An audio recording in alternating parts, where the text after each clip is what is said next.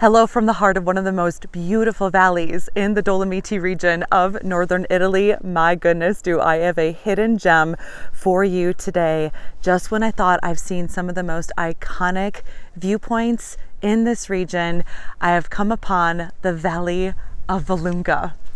What I absolutely love about this trail, I'm going to break down for you. I'm going to share with you where it's located, why this is such an amazing hike, both to do in peak season and in the off season, as well as some really important things to keep in mind and a few lessons learned along the way. I first have to share with you, one of the things that I've been wanting to do during my time here researching this area in the field is what are some amazing hikes that you can do no matter what the weather is. Because when you are here in the off season, a lot of times you're going to experience different seasons with the weather changing significantly. I have gone from wearing a sun shirt to a down jacket in a matter of a half hour. But first, let me actually break down for you what this trail is and what makes it an incredible thing to put on your itinerary, especially if your base camp is in Ordise or in the surrounding region. The Vallunga Trail is going to be located a little bit further past Ordise if you're driving up towards the Gardena Pass, just past the town of Santa Cristina. You're going to see signs for Vallunga and you're not going to miss it. And the best part of when you come in the off season, there is not only an ample amount of free parking, but because it is in the off season, typically you're going to get charged when you're here in peak times, but you can come here 100% free. However, if you are here in the peak season, it is absolutely worth coming here for the iconic views that you will have surrounding you. I have already been here twice in the span of about 4 days. I love Vallunga so much because when I first came here and when you first start on the trailhead, literally steps away, you are immediately surrounded by peaks on both sides of you. And being here in the off season, you still get to see some of this beautiful snow up on the higher peaks above you. To me, it was actually very reminiscent of two locations that I love hiking in the US.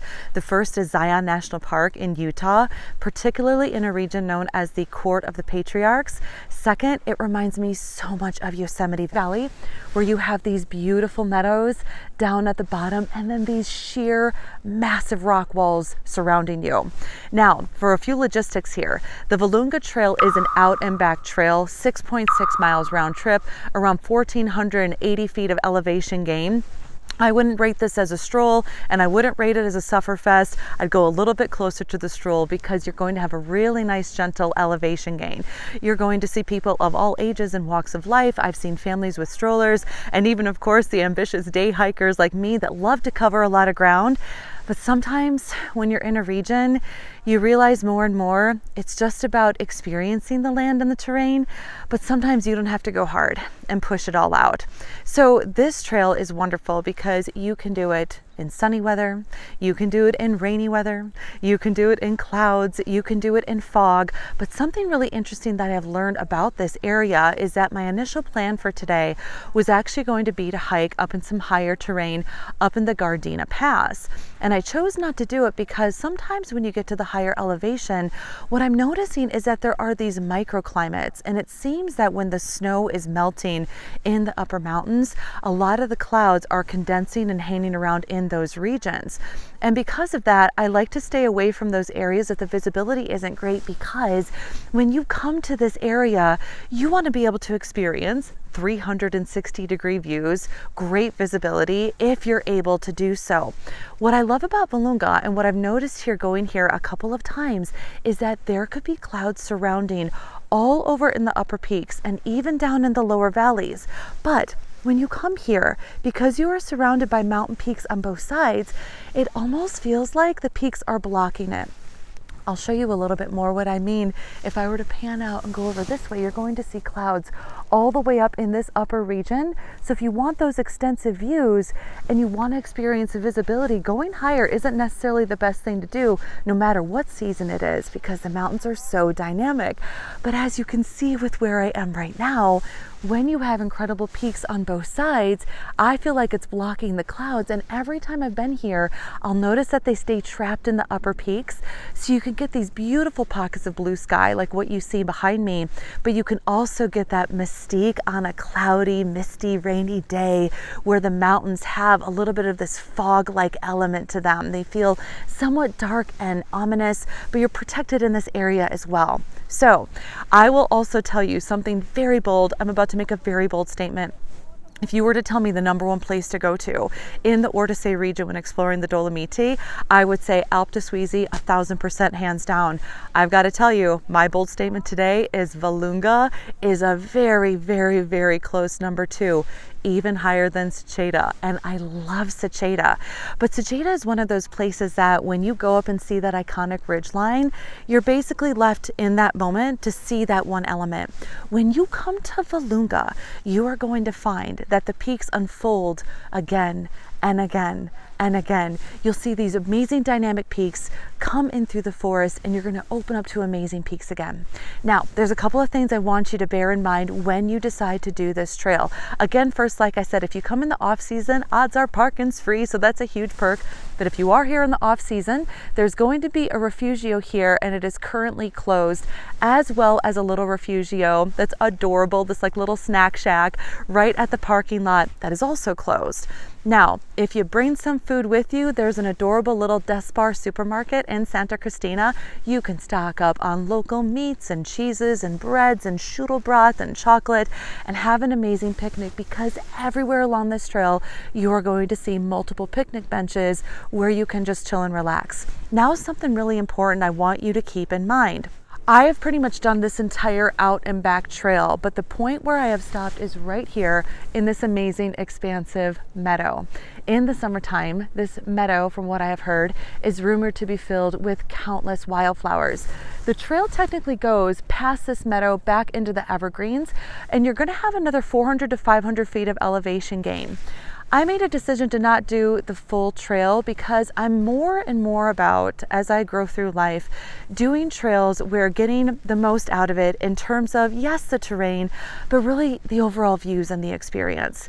And when you get past this beautiful meadow and you go past into the evergreens, it feels a little bit like a point of diminished return because you've already gotten expansive views. And just to give you a sense of what I mean here, as I'm panning around behind me, this is the descent. This is where I'm going to be going for the final 3 miles to make my way back to the parking lot. So that's just something to keep in mind. What I love about this trail is that, yes, it can be for families. Yes, it can be for hikers that are just looking for a gentle stroll. And it can also be for hikers that tend to have an overachieving vibe, but want to actually experience something where you can just be and let the landscape tell its story, where you don't have to climb the peaks around you. Unless you're a mountaineer or a rock climber, might I add, when I look at this terrain in the immediate vicinity, this is not the type of terrain you even switch back on. The peaks are just way, way too steep. You come to Vallunga when you want to hang out. You come to Vallunga when you want to chill and stroll along a meadow. You come to Vallunga when you want to feel like you are tucked into the base of a valley that is going to completely surprise you. Because anywhere where I have done valley hikes, you are literally in a valley. But here what I find so fascinating is that when you're in Ordise, you would never expect that this is here because you're already at a higher elevation. And when you keep driving up into further elevation, literally minutes before the Gardena Pass, you're not going to suspect that you're going to be surrounded by mountains like this. So it's such a delicious element of surprise when you come here, and it's an immediate win that you can do no matter what the weather is. Now, something that also caught my eye with Vallunga is when I was doing a little bit of off-season research on the Val Gardena site, I kept hearing all of this hubbub about a secret lake.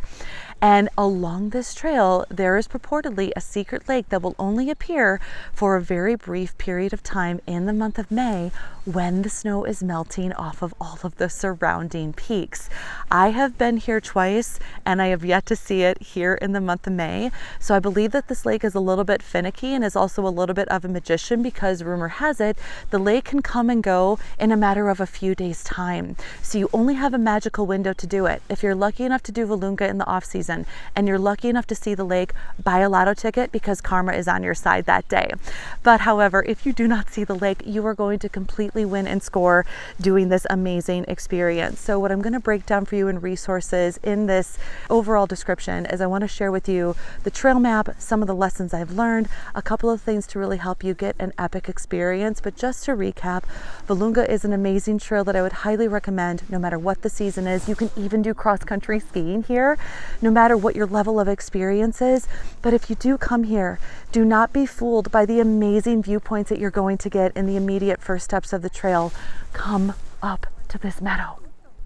Take a couple miles of an additional stroll to enjoy the massive expanse of what this amazing meadow is. I am so excited that I have found this hidden gem. I feel very grateful to have been able to experience this a couple of times during my time exploring this region. And most of all, I'm so honored to be able to share this hidden gem with you. Here's to more magic that will unfold in the Dolomites. I'll see you on the next adventure. Also, and make sure, if you haven't yet, like this video, post a comment below. Let me know what your favorite hike is here in this region. And if you haven't yet, subscribe to explore this and hit that notification bell, because not only will it help you get my latest videos on hidden gems here and throughout the world, it also helps other explorers like you discover this channel and the beauty that is available in this region for you. I'll see you out there. Hey, thanks so much for watching today's episode. Take a second and like this video, then subscribe to Explore This so you can get notified on when the next episodes come out, where we're going to be seeking adventure, tasting the world, and discovering everything. So excited to have you with me. I'm your host, Jenna Hanna, and I will see you next time.